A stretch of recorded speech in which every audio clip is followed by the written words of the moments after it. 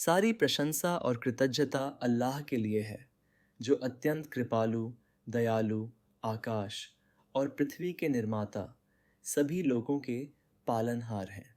हम समझ कि इस यात्रा की शुरुआत उनके पवित्र नाम से करते हैं, क्योंकि वे सभी ज्ञान और विवेक का स्रोत हैं। पैगंबर मोहम्मद सल्लल्लाहु अलैहि वसल्लम, उनके परिवार, उनके साथियों और उन सभी पर शांति और आशीर्वाद हो जो न्याय के मार्ग पर प्रलय के दिन तक चलते हैं। मेरे प्यारे भाइयों और बहनों, अस्सलाम अलैकुम व रहमतुल्लाहि व बरकातुहू। आज हम एक गहन यात्रा पर निकल रहे हैं, एक ऐसे धर्म के केंद्र में यात्रा जिसने सभ्यताओं को आकार दिया है, अरबों को प्रेरित किया है और दुनिया की एक चौथाई से अधिक आबादी के लिए एक मार्गदर्शक प्रकाश बना हुआ है। हम इस्लाम की बात कर रहे हैं, एक ऐसा शब्द जिसे अक्सर गलत समझा जाता है, फिर भी यह शांति, समर्पण और गहन आध्यात्मिक सुंदरता के संदेश से भरा हुआ है। इस्लाम सिर्फ एक धर्म नहीं है, इस्लाम जीवन का एक पूर्ण तरीका है, एक दिव्य मार्गदर्शन प्रणाली जिसे एक और एकमात्र निर्माता अल्लाह द्वारा भेजा गया है। इस्लाम शब्द का अर्थ ही समर्पण और शांति है। अल्लाह की इच्छा के प्रति समर्पण और शांति जो उसके आदेशों के अनुसार जीवन जीने से आती है। इस्लाम पैगंबर मोहम्मद सल्लल्लाहु अलैहि वसल्लम के साथ शुरू नहीं हुआ था। यह आदम अलैहिस्सलाम, पहले इंसान के साथ शुरू हुआ था। हर पैगंबर, चाहे वह नूह अलैहिस्सलाम, इब्राहिम अलैहिस्सलाम, मूसा अलैहिस्सलाम, ईसा अलैहिस्सलाम या मोहम्मद सल्लल्लाहु अलैहि वसल्लम हों, एक ही संदेश के साथ आए, केवल अल्लाह की इबादत करो और उसके मार्गदर्शन का पालन करो। कुरान सूरह आले इमरान आयत 19 में है। वास्तव में अल्लाह की दृष्टि में धर्म इस्लाम ही है और यह आगे सूरह अशूरा आयत 13 में है। उसने तुम्हारे लिए वही धर्म निर्धारित किया है जो उसने नूह को आदेश दिया था और जो हमने तुम्हें प्रकट किया है और जो हमने इब्राहिम, मूसा और ईसा को आदेश दिया था। यह साबित करता है कि इस्लाम नया नहीं है, यह वही संदेश का मूल और अंतिम रूप है जो सभी राष्ट्रों को भेजा गया था। इसके बारे में और जानने के लिए कृपया हमारा वीडियो देखें। इस्लाम की शुरुआत 7वीं सदी में नहीं हुई थी। इसकी शुरुआत आदम अलैहिस्सलाम से हुई थी। लिंक विवरण बॉक्स में है। जैसे एक घर खंभों पर मजबूती से खड़ा होता है, वैसे ही इस्लाम 5 आवश्यक स्तंभों पर खड़ा है। आइए प्रत्येक को प्रतिबिंब के साथ समझें। एक, शहादा, विश्वास की घोषणा। पहला स्तंभ शहादा है, विश्वास की घोषणा। ला इलाहा इल्लल्लाह मुहम्मदुर रसूलुल्लाह, अल्लाह के सिवा कोई ईश्वर नहीं और मोहम्मद सल्लल्लाहु अलैहि वसल्लम अल्लाह के पैगंबर हैं। यह सरल लेकिन गहरा कथन इस्लाम के 2 मौलिक विश्वासों को शामिल करता है, अल्लाह की पूर्ण एकता, तौहीद, और मोहम्मद सल्लल्लाहु अलैहि वसल्लम को उसके अंतिम पैगंबर के रूप में स्वीकार करना।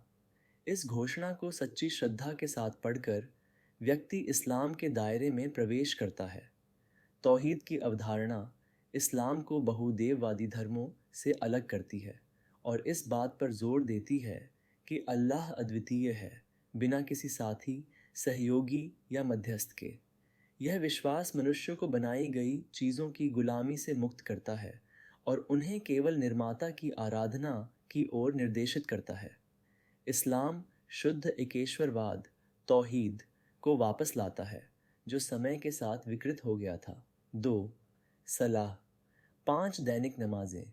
नमाज एक अनुष्ठान नहीं है, यह आपके और अल्लाह के बीच एक सीधा संबंध है। पैगंबर मोहम्मद सल्लल्लाहु अलैहि वसल्लम ने कहा, मेरी आंखों की ठंडक नमाज में है। हर दिन दिन में 5 बार हम दुनिया से रुककर अपने रब के सामने खड़े होते हैं। कोई पुजारी नहीं, कोई मध्यस्थ नहीं, बस आप और आपका निर्माता। यहाँ तक कि ईसा अलैहिस्सलाम भी झुककर और सजदा करके नमाज पढ़ते थे, जैसा कि बाइबल में मैथ्यू 26:43 में उल्लेख किया गया है। वह मुंह के बल गिरा और प्रार्थना की। इस्लाम में नमाज केवल एक व्यक्तिगत आध्यात्मिक अभ्यास नहीं है, बल्कि आराधना का एक अनुशासित कार्य है जो दिन को अल्लाह के स्मरण के साथ विराम देता है। पैगंबर मोहम्मद सल्लल्लाहु अलैहि वसल्लम ने कहा, 5 दैनिक नमाजें ऐसी हैं जैसे तुम्हारे घर के द्वार से बहती हुई नदी जिसमें वह दिन में 5 बार धोता है।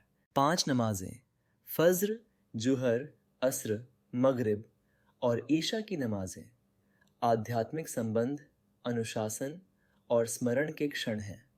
जैसा कि कुरान सूरह अल अनकबूत आयत 45 में है, वास्तव में नमाज अनैतिकता और गलत काम से रोकती है और अल्लाह का स्मरण सबसे बड़ा है। सलाह अल्लाह से एक सीधी रेखा है, पापों का शुद्धिकरण है और एक अराजक दुनिया में शांति और शक्ति का स्रोत है। सामूहिक शुक्रवार की नमाज जुम्मा का विशेष महत्व है जो समुदाय को आराधना और आध्यात्मिक चिंतन के लिए एक साथ लाती है। दुनिया भर की मस्जिदों से गूंजने वाली अजान नमाज के लिए बुलावा हमारे आध्यात्मिक दायित्वों का एक सुंदर अनुस्मारक है। आइए एक आम गलत धारणा को दूर करें। मुसलमान काबा की पूजा नहीं करते। काबा कोई भगवान नहीं है, न ही यह कोई मूर्ति है। यह एकता का प्रतीक है, पूजा का वस्तु नहीं। इस्लाम में आराधना केवल अल्लाह, एक अदृश्य सभी चीज़ों के निर्माता को निर्देशित की जाती है। फिर मुसलमान काबा की ओर क्यों मुड़ते हैं? उत्तर सरल है, कुरान सूरह अल बकरा आयत 144 में, तो अपना चेहरा अल मस्जिद अल हराम, पवित्र मस्जिद की ओर मोड़ो। इसका मतलब है कि अल्लाह ने मुसलमानों को नमाज के दौरान मक्का में काबा की ओर मुँह करने का आदेश दिया है। इस दिशा को किबला कहा जाता है। यह दुनिया भर के सभी मुसलमानों को एक केंद्र की ओर, एक ईश्वर अल्लाह की आराधना में एकजुट करने का एक तरीका है। इससे पहले शुरुआती मुसलमान यरूशलेम की ओर मुँह करते थे और फिर अल्लाह ने आज्ञाकारिता और एकता की परीक्षा के रूप में दिशा को मक्का में बदल दिया। एक और गलत धारणा है कि क्या काबा में कोई मूर्तियाँ हैं?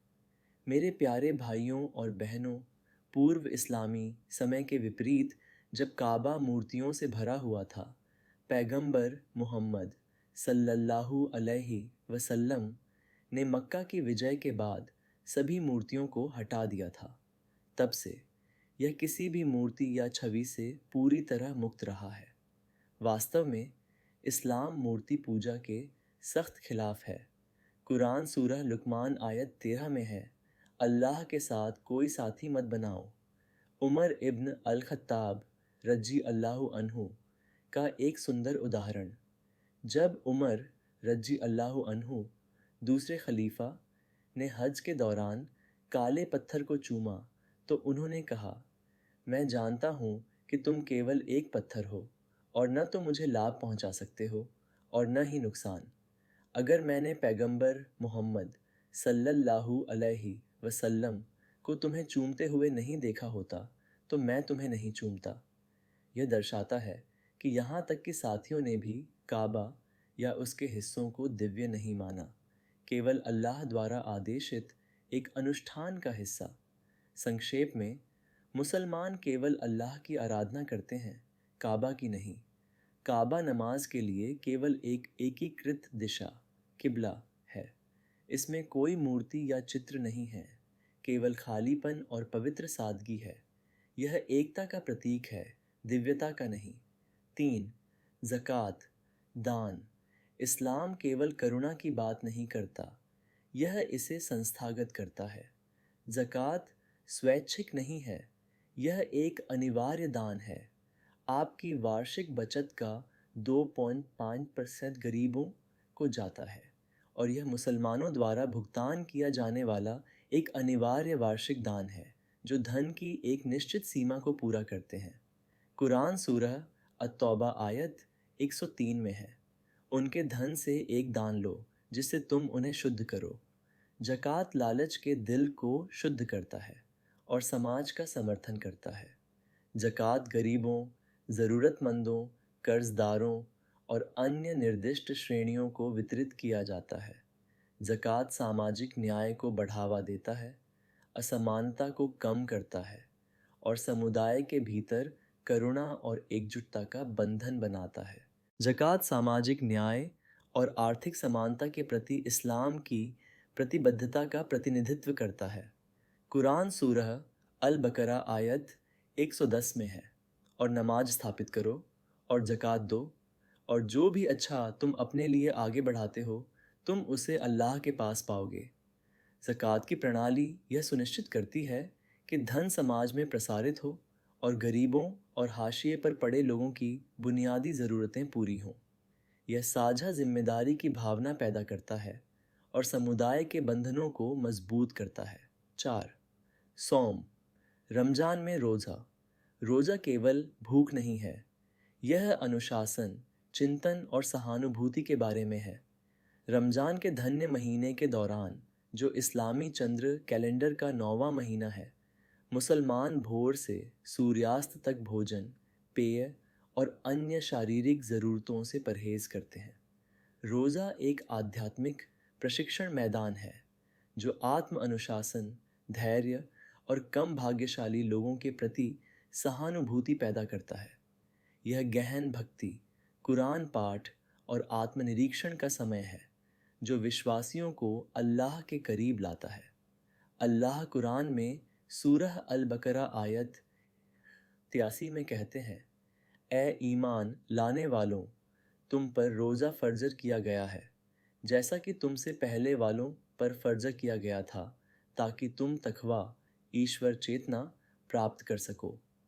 यह आयत विभिन्न धार्मिक परंपराओं में एक आध्यात्मिक अभ्यास के रूप में रोजे की निरंतरता पर भी प्रकाश डालती है। यहाँ तक कि ईसाई धर्म और यहूदी धर्म में भी रोज़ा मौजूद है, लेकिन इस्लाम में यह परिवर्तन का महीना है। रमज़ान का महीना ईद अल फितर के उत्सव के साथ समाप्त होता है, जो रोजे के पूरा होने का जश्न मनाने वाला एक आनंदपूर्ण त्यौहार है। 5. हज, मक्का की तीर्थ यात्रा।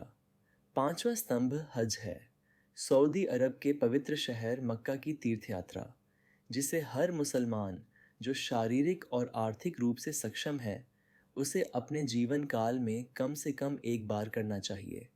हज के अनुष्ठान पैगंबर इब्राहिम अलैहिस्सलाम, उनकी पत्नी हाजिर और उनके बेटे पैगंबर इस्माइल अलैहिस्सलाम के विश्वास और बलिदान का स्मरण करते हैं।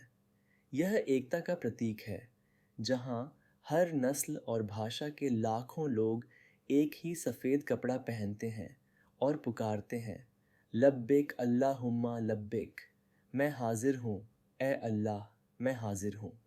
यह अभिमान, नस्लवाद और अहंकार को दूर करता है। पैगंबर मोहम्मद सल्लल्लाहु अलैहि वसल्लम ने अपने अंतिम उपदेश में कहा, किसी अरब को गैर अरब पर कोई श्रेष्ठता नहीं है, किसी गोरे को काले पर नहीं, सिवाय तकवा, धर्मपरायणता के। यह तीर्थ यात्रा मुस्लिम समुदाय उम्माह की एकता का प्रतिनिधित्व करती है, क्योंकि विभिन्न नस्लों, राष्ट्रीयताओं और सामाजिक पृष्ठभूमि के लाखों लोग अल्लाह के सामने समानता में एक साथ आते हैं। कुरान सूरह अल हज आयत 27 में है, और लोगों में हज तीर्थ यात्रा की घोषणा करो। वे तुम्हारे पास पैदल और हर दुबली ऊँटनी पर आएंगे, वे हर दूर के मार्ग से आएंगे। इस्लाम और अन्य धर्म। इस्लाम पहले के एकेश्वरवादी धर्मों के दिव्य मूल को स्वीकार करता है और उनका सम्मान करता है। कुरान अक्सर आदम, नूह, इब्राहिम, मूसा, दाऊद, सुलेमान और ईसा अलैहिम अस्सलाम जैसे पैगंबरों का उल्लेख एक ही ईश्वर के संदेशवाहक के रूप में करता है। मुसलमान मूसा की तौरात और ईसा की इंजील को उनके मूल अक्षुण्ण रूपों में मानते हैं। कुरान यहूदियों और ईसाइयों को किताब वाले के रूप में संदर्भित करता है, उनकी साझा दिव्य रहस्य उद्घाटन की विरासत को पहचानते हुए। कुरान सूरह अल बकरा आयत 136 में है, हम अल्लाह पर और जो हमें प्रकट किया गया है और जो इब्राहिम, इस्माइल, इसहाक, याकूब और वंशजों को प्रकट किया गया है और जो मूसा और ईसा को दिया गया था और जो उनके रब से पैगंबरों को दिया गया था, उस पर विश्वास करते हैं। हम उनमें से किसी के बीच कोई भेद नहीं करते और हम उसके प्रति समर्पित मुसलमान हैं।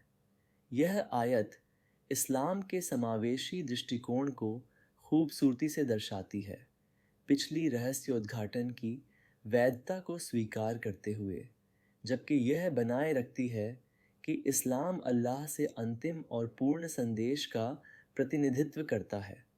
इस्लाम शांतिपूर्ण सह अस्तित्व और धार्मिक स्वतंत्रता को बढ़ावा देता है। कुरान सूरह अल बकरा आयत 253 में स्पष्ट रूप से है, धर्म को स्वीकार करने में कोई ज़बरदस्ती नहीं है। यह संवाद और समझ को प्रोत्साहित करता है, मानवता को याद दिलाता है कि विविधता अल्लाह की रचना का एक संकेत है। इस्लाम अंधविश्वास नहीं है, यह बुद्धि और आत्मा को आकर्षित करता है। कुरान बार बार हमें सूरह मोहम्मद 47 आयत 24 में सोचने, चिंतन करने, सवाल करने और तलाशने के लिए आमंत्रित करता है। क्या वे कुरान पर चिंतन नहीं करते? जबकि अन्य प्रणालियां समय के साथ बदलती रहती हैं, इस्लाम शुद्ध और संरक्षित रहता है। एकमात्र अपरिवर्तित दिव्य ग्रंथ कुरान 1400 से अधिक वर्षों से अपरिवर्तित रहा है। इस्लाम अरबों या एशियाई लोगों का धर्म नहीं है, यह सभी मानवता के लिए एक संदेश है। हमारे पैगंबर मुहम्मद सल्लल्लाहु अलैहि वसल्लम को एक कबीले या राष्ट्र के लिए नहीं, बल्कि रहमतुल लिल आलमीन सभी लोगों के लिए दया के रूप में भेजा गया था। अल्लाह सूरह अल अंबिया आयत 107 में है, हमने तुम्हें ए मोहम्मद केवल लोगों के लिए दया के रूप में भेजा है। कुरान और हदीस हमारे मार्गदर्शक प्रकाश। कुरान मुसलमानों के लिए मार्गदर्शन का अंतिम स्रोत है। यह एक जीवित चमत्कार है। इसकी आयतें सत्य, ज्ञान और सुंदरता से गूंजती हैं। यह मानव आत्मा को संबोधित करता है, जीवन के गहरे सवालों के जवाब प्रदान करता है, संकट के समय में सांत्वना प्रदान करता है और एक व्यापक नैतिक और कानूनी ढांचा तैयार करता है। इसका शब्दशः अक्षरशः संरक्षण इसके दिव्य मूल का प्रमाण है। हदीस पैगंबर मुहम्मद सल्लल्लाहु अलैहि वसल्लम के कथनों, कार्यों और अनुमोदनों के विवरण कुरान को समझने और लागू करने के लिए अपरिहार्य हैं। वे संदर्भ, विवरण और इस्लामी जीवन जीने के व्यावहारिक उदाहरण प्रदान करते हैं। विद्वानों ने इन विवरणों को सावधानी पूर्वक प्रमाणित और संरक्षित किया है, जिससे उनकी विश्वसनीयता सुनिश्चित होती है। साथ में कुरान और सुन्नत मुसलमानों के लिए पूर्ण विधायी और नैतिक ढांचा बनाते हैं। आम गलत धारणाओं को संबोधित करना। हमारे आधुनिक विश्व में इस्लाम को अक्सर गलत समझा या गलत तरीके से प्रस्तुत किया जाता है। ज्ञान और करुणा के साथ इन गलत धारणाओं को दूर करना महत्वपूर्ण है। इस्लाम को अक्सर हिंसा का धर्म बताया जाता है, लेकिन कुरान सूरह अल माइदा आयत 32 में स्पष्ट रूप से है, जो कोई भी किसी आत्मा को मारता है सिवाय किसी आत्मा के बदले या ज़मीन में फसाद के लिए, तो ऐसा है जैसे उसने पूरी मानवता को मार डाला। इस्लाम शब्द का अर्थ ही शांति है और यह धर्म, न्याय, करुणा और शांतिपूर्ण सह अस्तित्व पर जोर देता है। कुछ लोग इस्लाम को महिलाओं के लिए दमनकारी मानते हैं, लेकिन इस्लामी इतिहास उन महिलाओं के उदाहरणों से भरा है जो विद्वान, व्यापारी, योद्धा और नेता थीं। कुरान महिलाओं को शिक्षा, संपत्ति के स्वामित्व और समाज में भागीदारी के अधिकार देता है, जो उनके समय के लिए क्रांतिकारी थे। अन्य लोग इस्लाम को अन्य धर्मों के प्रति असहिष्णु मानते हैं, लेकिन कुरान सूरह अल बकरा आयत 256 में स्पष्ट रूप से है, धर्म में कोई ज़बरदस्ती नहीं है। और इस्लामी सभ्यताओं ने ऐतिहासिक रूप से सभी धर्मों के लोगों के लिए सुरक्षा और अवसर प्रदान किए।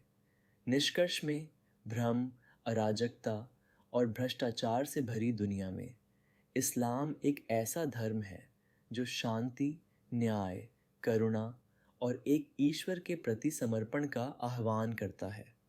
यह जीवन का एक समग्र तरीका प्रदान करता है जो व्यक्तिगत आत्मा का पोषण करता है और एक सामंजस्यपूर्ण समाज का निर्माण करता है।